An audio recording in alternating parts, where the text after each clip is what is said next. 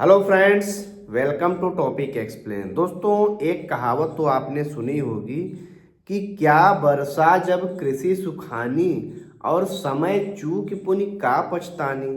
अर्थात अगर फसल सूख गई तो बारिश का कोई फायदा नहीं है।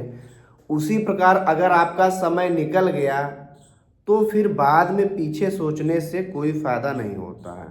दोस्तों, अगर आपकी भी उम्र 25 से 35 साल के बीच में है तो म्यूचुअल फंड आपके लिए कैसे वरदान साबित हो सकता है और क्या क्या इसके फायदे हैं, तो दोस्तों सब कुछ जानते हैं हम लोग आज की इस वीडियो में। तो सबसे पहले वीडियो को लाइक कर दीजिए और चैनल में पहली बार है तो चैनल सब्सक्राइब कर लीजिए। देखिए दोस्तों,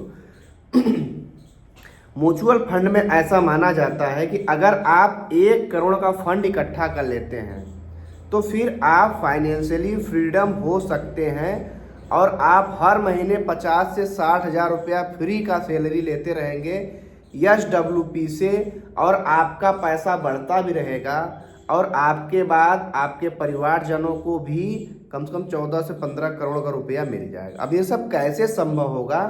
अगर आप 25 से 35 साल के बीच में हैं तो चलिए देखते हैं। देखिए, अगर आपकी उम्र 25 या उससे कुछ ज़्यादा है तो आप सिर्फ और सिर्फ अगर आप 25, 26, 27 साल के हैं तो सिर्फ आप 1,000 रुपये महीने इन्वेस्ट करके आपको 30 साल रुपया लगेगा और 30 साल आपको लगेगा और आपके पास 1 करोड़ हो जाएगा। मैं बताऊंगा, आप इसको स्टेप अप करेंगे तो ये और जल्दी पूरा हो जाएगा। मान लीजिए नॉर्मली 25 से 30 साल के ही 25 से 35 साल के उम्र में ही लोग अपना करियर बनाते हैं।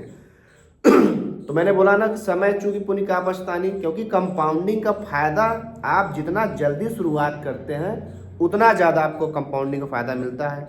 अब मान लीजिए आप 35 साल के पड़ाव पे आ गए हैं तो आपको थोड़ा ज़्यादा शुरुआत करना पड़ेगा। आपके पास अब चूंकि 60 साल में 25 साल का टाइम है तो आपको कम से कम 5,000 रुपये की SIP शुरू करनी पड़ेगी। दोस्तों, अभी मैं आपको स्मॉल कैप, मिड कैप और लार्ज कैप तीनों का एक एक फंड आपको बताऊंगा कि जो सबसे ज़्यादा रिटर्न बना करके दे रहे हैं, जिनका एक्सपेंस रेशियो, एग्जिट लोड काफ़ी कम है और जो फाइनेंशियली काफ़ी स्ट्रांग भी है। तो आप पूरा वीडियो देखिए और अगर आप इस उम्र के पड़ाव में हैं तो आप जरूर SIP स्टार्ट करिए। इसके क्या क्या बेनिफिट हैं, चलिए इसको देखते हैं। देखो दोस्तों, अगर आप SIP के थ्रू म्यूचुअल फंड में पैसा डालते हैं तो पहली बात कि आपका जो पूरा पैसा होता है काफ़ी डाइवर्सिफाइड होता है। जैसे मान लीजिए आप स्मॉल कैप में पैसा डाल रहे हैं, मैं अभी आपको बताऊंगा कि आपको कितना पैसा स्मॉल कैप में, मिड कैप, लार्ज कैप में डालना है। आप अगर कोई स्मॉल कैप का स्टॉक्स में पैसा लगाते हैं तो किसी 1 या 2 कंपनी में ही लगाएंगे, तो वो कंपनी अगर नीचे जाएगी तो आपका पूरा पैसा नीचे चला गया है ना, आपका रिटर्न काफ़ी माइनस में हो गया।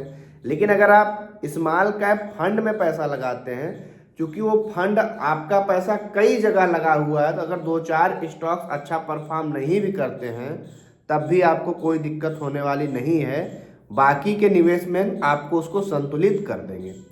तो पहला हो गया कि आपका पैसा डाइवर्सिफाइड हो जाता है, जिससे आपका रिस्क काफ़ी कम हो जाता है, और स्टॉक्स में आप पैसा लगाते हैं तो वहाँ रिस्क काफ़ी बढ़ा रहता है।